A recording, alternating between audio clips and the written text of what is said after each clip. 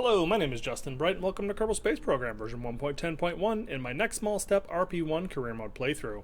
We have here the ill-fated Visult 2. This is future me talking. I have gotten a lot of really good feedback about RealAntennas since I did my last mission on my X-band communication relay mission, and yeah, I recorded this before I got all of that info, so you're going to hear maybe some bad info, but I might edit over it. We'll see how it goes, but this is definitely not a mission that is fated to work the way that I have it designed. So we'll probably do a follow-up on that, but without any further ado, let's get to the mission in progress. All right, here we are, Visult 2. Let's try this one more time. 3, 2, 1. Ignition and lift off. Those big UA 1205s rocketing us up into our launch. So we are off the pad and we are heading on up.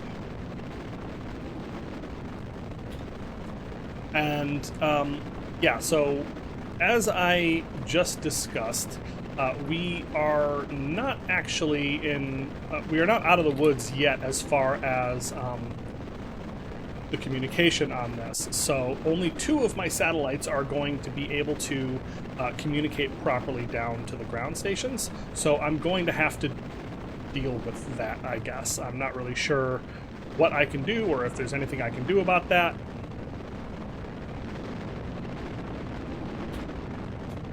Maybe it's just a matter of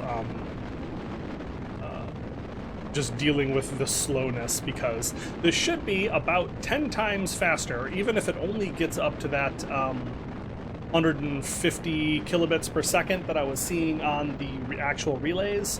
Even if it only gets up to that speed, that's going to be 10 times faster than 100 times faster than what we have, which is about 1.5 kilobits per second.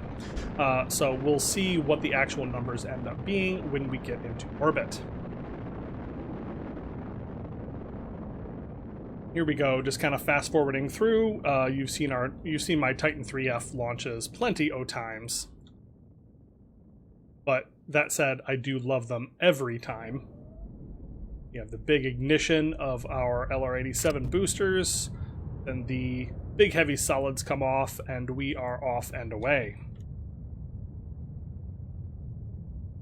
Yeah, so I really don't know what the answer is as far as putting together an X-band communications network. I guess it was something that would just have to be much higher than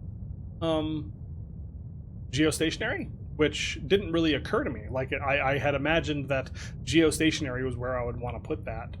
But if I'm communicating back out with X-band and then down to a ground station, being at that distance probably wouldn't matter now that I'm thinking about it. So long as I was above, so long as it was visible above the location of our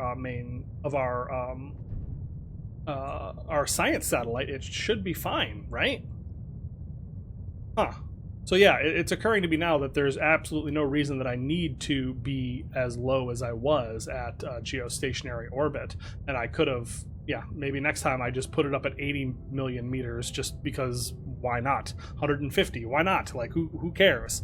It doesn't really matter where I put it, and it doesn't really matter what inclination it's even in, so long as it stays in like a 3-part orbit that is always visible from any point in the transit of this satellite over the Earth.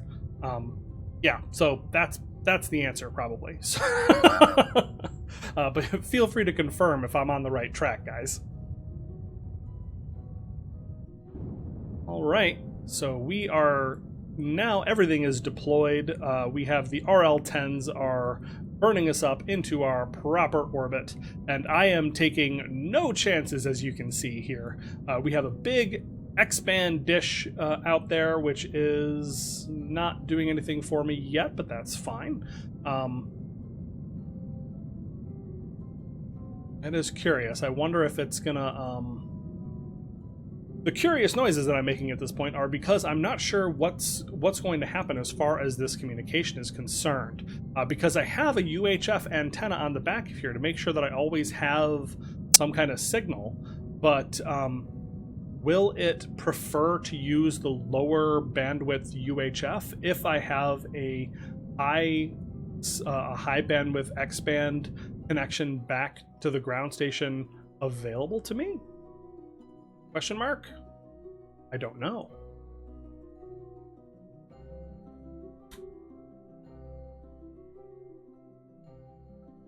Yeah, because you can see now that I have just a bounce off of a relay satellite, just some whatever relay satellite.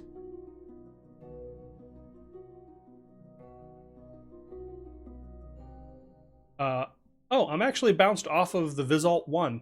Ha! How funny is that? So yeah, I'm bouncing off of the Visalt 1 down to this ground station here, which is not super duper helpful.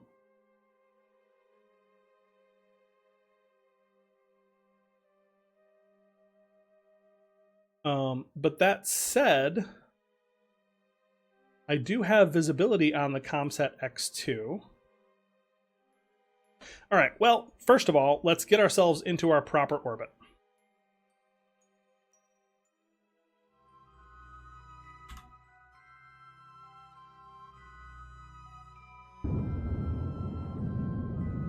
All right, so we are up and we are circularizing our orbit at about 847 kilometers to try to meet all of the requirements of our science. And then we will get ourselves oriented to the sun, and then I'm going to decouple our transfer stage here so that we will only hopefully be operating on our X-band antenna. And maybe that will be what works, question mark. But it looks like we have met all of our requirements. We are doing the photography experiment. So now it's just a matter of making sure that everything else is correct before I lose the rest of the spacecraft.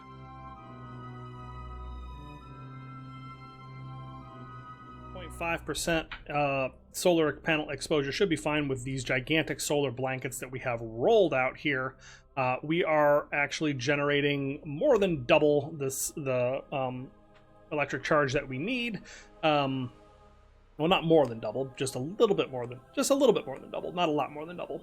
And once we turn the avionics off, that's going to be even better, and that is going to allow us to actually run all of our darn science experiments. So we have a monster battery of 105,000 electric charge, and we have massive solar panels, so everything should be wonderful there.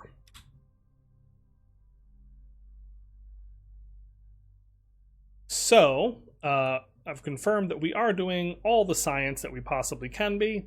Now I want to start this ScanSat.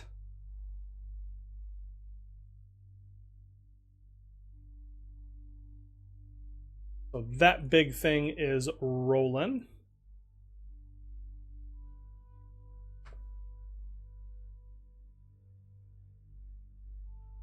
And the other two are visual scans, which I've been told are massive, like cause a memory leak. So I've actually turned those off. So we're not going to do the other two, the two visual scans that come with the photography experiments. So we're just going to do this high altimetry one off of the SAR radar antenna.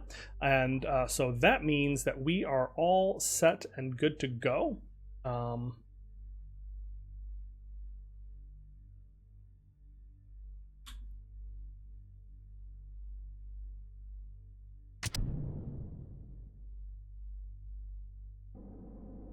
Everything is nominal, and we are just pulling this off, and I am going to deorbit it.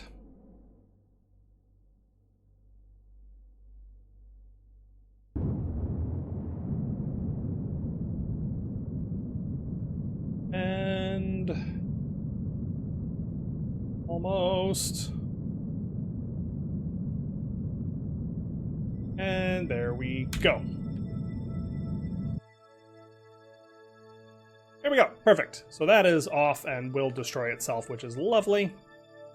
Now this, I can rename to Visalt 2 Earth. There we go. It's a nice probe. Everything is running. Everything is fabulous. Let's see what our communication is, and it's nothing. We have no communication whatsoever because our whatever we are connected to does not actually have connection. Like the ComSat X2 that we could, in theory, bounce off of we are not bouncing off of, probably because it doesn't have connection back down to Earth. So that's frustrating. I don't know what to do about it. Well, I do know what to do about it. I do know that the answer is probably to just send up another network of X-band satellites at a much higher altitude, so that they can, so that the cone actually encompasses all of Earth. So I can use a better antenna, but put it out like at 150 million meters or something like that.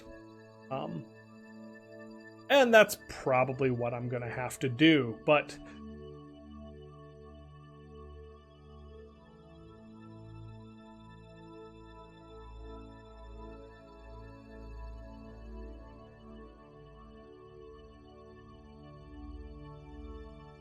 yeah, that's real unfortunate, because once again, my only other communication is a 7.7 bit per second down, bounced through some janky satellite. Well, whatever. That just means that I need to launch another X-band constellation, so I guess we'll get to that another time, and we'll have to call this mission on its own as successful. The other part is just me fumbling around in the dark at high-level communication strategy. So I guess we'll see how that goes in the future.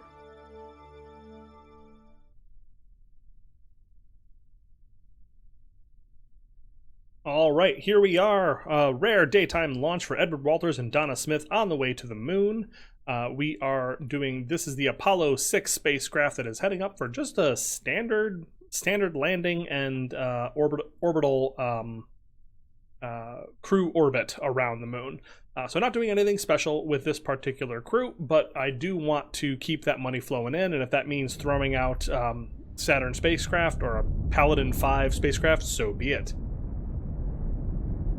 All right, there's the engines spooling up. And oh no, this one is also has not been updated. I thought I'd updated this one. Shoot. Well, we are going to go straight up 500 tons. There we go. Yeah, that's terrible. I really thought that I'd updated this one. Like, it's got the new LEM, so I don't know why I didn't. Well, whatever.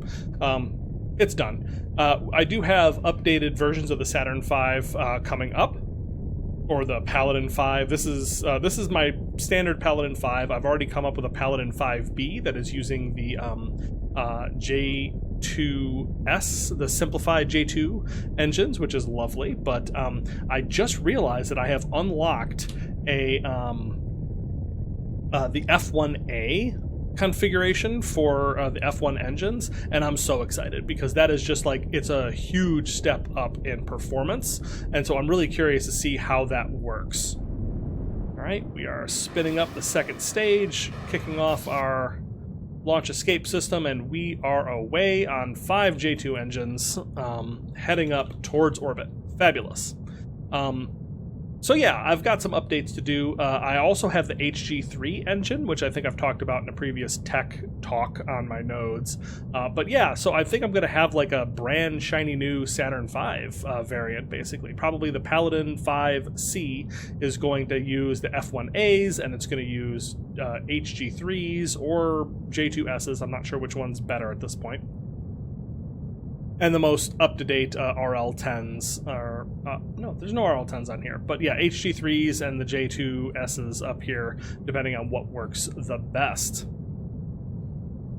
But yeah, so we are on our way, and this is just yet another Apollo-style launch where we are going to be sending a lunar module down to the surface. I've done enough of these now that I'm a little bit concerned about, like, maybe I just... skip through it, but I'll definitely be showing a little bit less than I normally do. It's not going to be quite as harrowing, hopefully, hopefully anyways. But yeah, we have two things that we're trying to do. We're trying to do this crewed lunar orbit with 3. We need to get down to 20-degree inclination after we finish our lunar landing and ascent back to orbit. Then we are going to be doing, or first we're going to be doing the landing in the Sea of Serenity.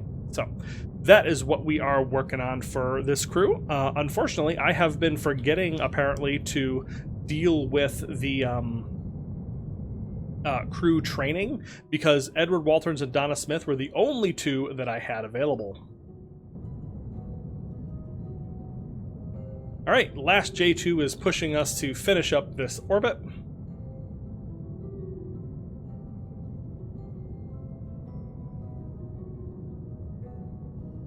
But as soon as I get underway, I need to head back down to the surface and get all of the other training spun up, because it's not good to have like all these Apollo missions coming and then have just nobody there ready to do them. That's not great. But yeah, you'll notice that I have added a couple more missions. We can talk about that while this is finishing up its launch. So coming up soon is Apollo Moon Base 1. So that's right, we are indeed on our way to putting our first lunar base on the moon. Right, so we are settled into that orbit, and I don't know why this RCS is on, but that's probably okay. So let's go ahead and get our transfer over to the moon. And there we go.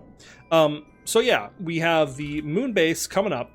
Spoilers, I think you've probably seen that up in there for a while, on this list for a little while. But yeah, I've built and tested a heavy lunar lander, which is about 30 tons compared to the 10 ton of the existing lunar lander. And we're going to put that on the moon, and then I'm basically going to try my best to land Apollo 8 next to it with the full standard loadout, and then that's going to settle down next to it, and then the crew is going to walk off of the lunar lander and then walk onto the walk onto the moon base. Like that's the plan there. So that's what that is. But we've got 3 Apollo crews that are headed out, which is really exciting. Apollo 7 is the Orb Lab crew. That is going to be the folks that are heading up to do the orbital space station stuff and also knock out some serious milestones. I have Mars Exploration System 2 built and ready to go. I finally did the testing on that one. That only took me all day. But I've done some tests on that system, and that in theory should work for each of the components. So that's going to be a lander, a rover, and a sample return capsule that is going to be able to head back home to Earth. So I've tested all the individual components, but as you've seen, that doesn't necessarily mean anything. I've tested all sorts of things and then had them fail as soon as I actually start recording, which whatever. I don't know. I don't get it. I don't know why. It's probably just because I'm panicking and not paying attention when I'm actually doing the mission live, but that's whatever. Is what it is. But we are otherwise on our way with this one. We have lit up the engine and we are pushing on out towards the moon. I'm getting some weirdness on this. This is not sure what the deal is with the burn time. So I don't know what is causing that. And I'm wondering if that has something to do with why MacLeod was freaking out when I was doing my Venus lander. The rover, that is. It just seems to not have the right numbers. Like there's some incorrect number coming in somewhere, and this doesn't mean anything necessarily. This is not tied to how MacLeod does its calculations, but it's something that I'm worried about in any case, because up till now these numbers have mostly agreed. So anyways, we have Mars Exploration System 2. That's very exciting. The moon base crew is coming, as I've mentioned. I have a new satellite bus that I've tested. I basically tested out the components and switched out the satellite dishes that are used to make sure that they are going to work at their new target altitude of 150 million meters. That's how far away I had to be to get a good field of view on the Earth, to make sure that I would always have a Deep Space Network ground station in sight. The flip side of that is even with at that distance, even with X-band communications, we lose a lot of our ability to transfer at high speeds. It looks like it's going to go down to something like 150 to 250 kilobits per second, which is still like 200 times faster than what we have right now, so I'm not that worried about it. But it's just interesting to note that at that distance, it's already losing a lot of its ability to transmit at full power. I could have made that better by increasing the signal strength coming out of the Visult 2, but there's nothing you can do on the communications relays that is going to increase the power of the signal that they are receiving. You know what I mean? Like, it doesn't matter how much I crank up the Visult, the ComSat networks, because the Visult is only broadcasting at 30 dBm. So that is what is going on with that one. So I think that it's going to be acceptable, and I did match up the data rate of the experiment is about half. At the worst case scenario, the data rate of the experiment is half of the potential transmit rate of the antenna. So I'm going to call that probably fine, and we're just going to see how it goes. And if not, then I'm going to throw another damn satellite up there, because it's only going to take me 2 weeks to build. So I do not know why I have 2 Mars Exploration System 2s in construction. I should probably double check that and delete one of them, but that's an interesting thing. So I thought I had one more thing to talk about, but that's it. That's all we got. Other than that, it's all missions that are just kind of in progress. We have one more thing that is coming up very soon. In 4 days, the Exploration Era Science is going to complete, and then we are going to be able to build our Voyager 1 and Voyager 2 probes.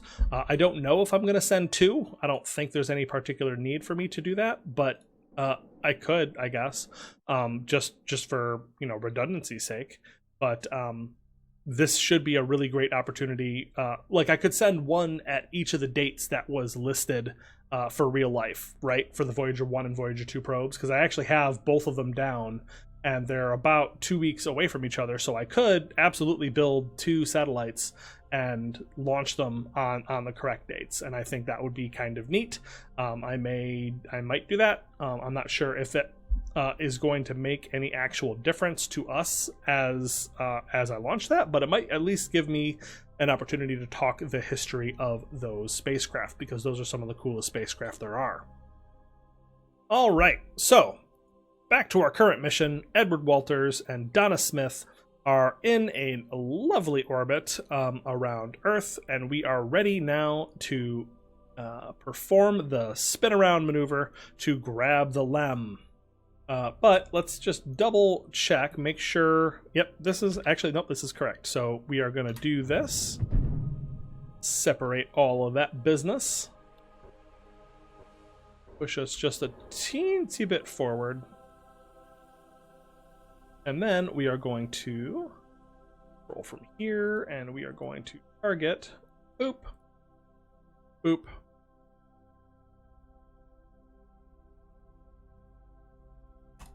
parallel minus. And there we go, we are flipping around.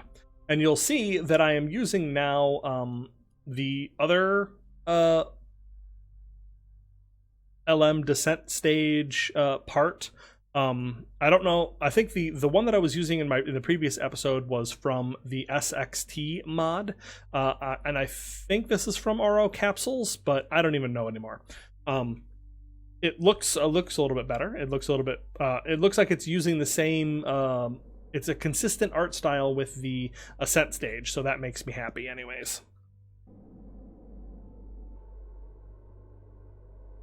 All right, so we are just moving forward to grab the Ascent mod, the LEM, just about there.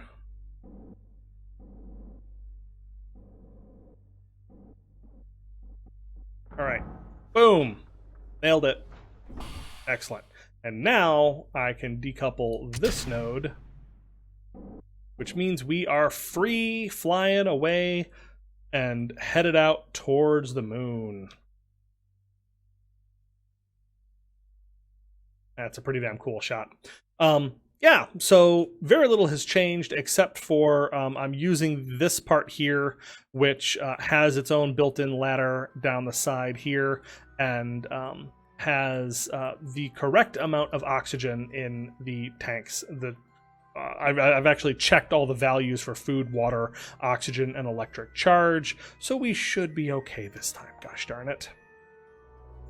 Just using RCS to both push us so that we will eventually, hopefully, be going in a prograde orbit around the moon, but also getting ourselves into a trajectory that is not going to impact the surface.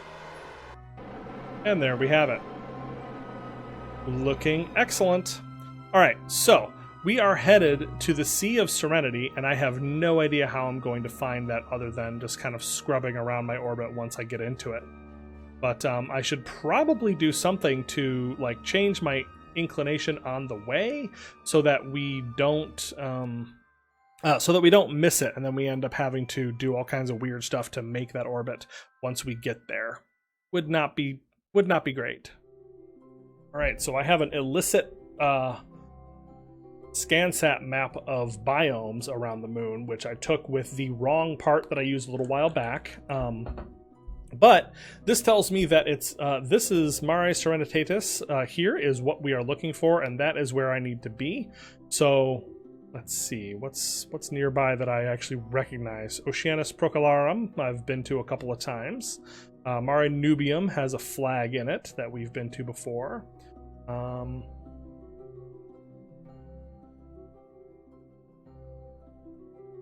Major craters, Aitken Basin. All things that are looking pretty familiar, but I just need to... Wondering what the best way is to check.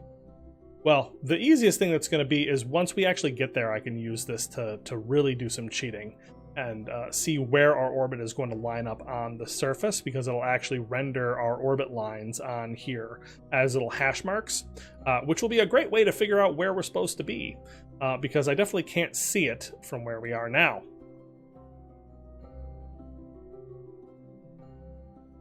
All right, so we are just a little bit less than a day away, and unfortunately it is nighttime on the near face of the moon.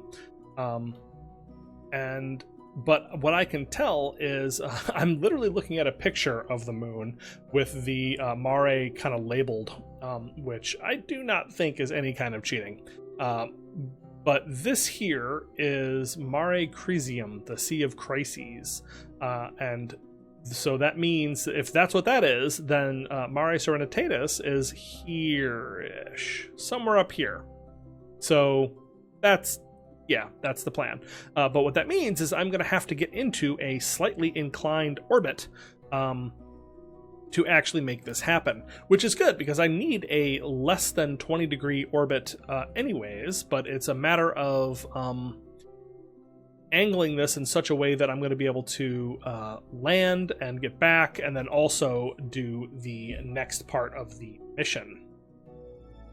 Yeah, so it looks like something like this is my best bet, but that is going to put me in a place that it's going to be a lot harder to get to below 20 degree inclination, but nailing this moon landing is a lot more important to me than getting the orbit contract.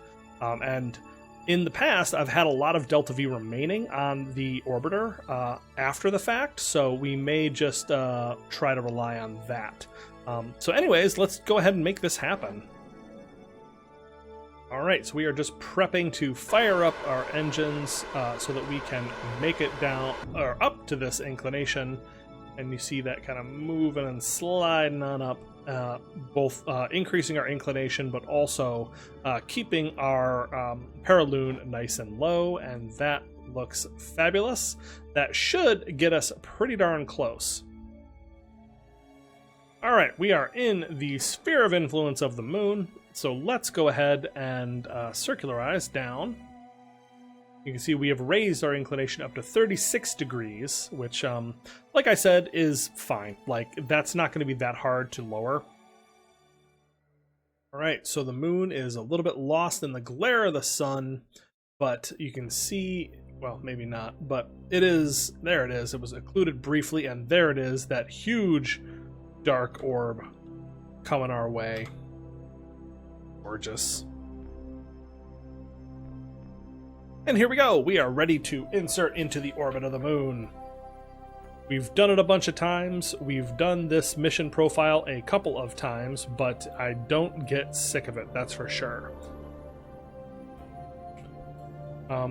So yeah, we are pushing into orbit of the moon, and that's going to leave us with a bunch of Delta V remaining, hopefully, on our custom Apollo service module. And here we are. We have circularized-ish around the moon. Leaves us a nice tight orbit. The unfortunate thing is it's going to be a little while before we get to a point where the sun is actually on our target.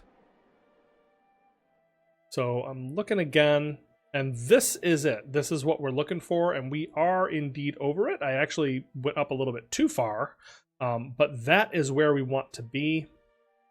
So that is what we're going to aim for. And let's see if we can't confirm using this shenanigans here, which is this is Scansat, and you can see that our orbit does pass over the top of that biome, which is exactly what I was thinking.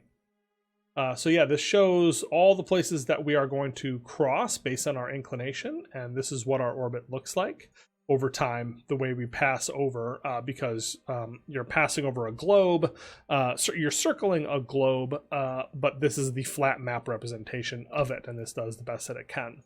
And this shows, these little hash marks show where your orbit is going to land on a given pass. So I think blue is one half and orange is the other half of the orbits.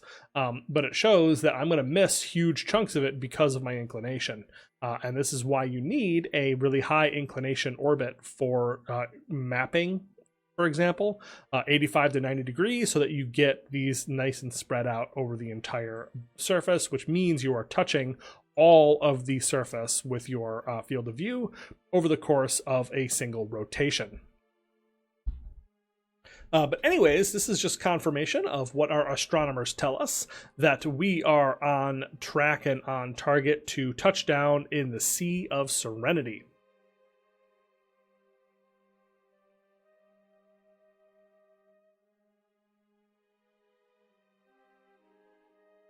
One thing I want to do is make sure that our batteries are charged, because I spent a big chunk of my trip after having loaded and unloaded the craft, and our batteries are not full, but they could be. If I turn off the avionics on the lunar module portion, then we will actually be gaining a good amount of power, and we want to fill this up so that we have a full set of batteries for our trip down to the surface. So I could transfer power out of the main module, but I'm just not sure that there's actually enough. So we're going to spend a little bit of time in orbit preparing for our descent.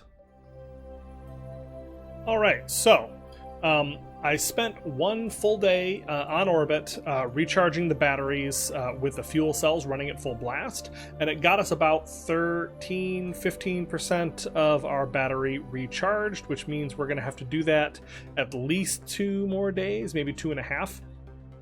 So in the meantime, we have the Martian Moonhopper is coming up pretty soon after that. That one can definitely wait, but there is one thing that we would like to get moving before that, and that is beginning to build our first Voyager spacecraft. But that's actually all the time we have for this episode, so I'm just going to put a 2-day, 12-hour timer on the clock, and that's where we're going to have to leave this for now. If you enjoyed this episode, please let me know what you think down in the comments below, like and subscribe, and I will see you next time.